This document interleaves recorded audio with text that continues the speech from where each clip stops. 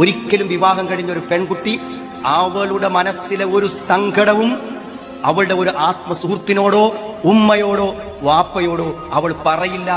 നിങ്ങൾ പൂർണ്ണ ഉത്തരവാദിത്തമുള്ള ഒരു ഭർത്താവാണെങ്കിൽ ഒരിക്കലും പറയില്ല. ഒരു പെണ്ണിന് ഒരിക്കലും തന്റെ ഭർത്താവ് ഒരു ഭർത്താവായി ശരിയായി കൂടെയുണ്ടെങ്കിൽ അവൾക്ക് ഒരു സങ്കടവും ഒരാളോട് പറയേണ്ടി വരില്ല. ഉമ്മനോടാ പറയണത്, സുഹൃത്തുക്കളെ വിളിച്ചാ പറയണത്, കൗൺസിലറോടാ പറയണത്.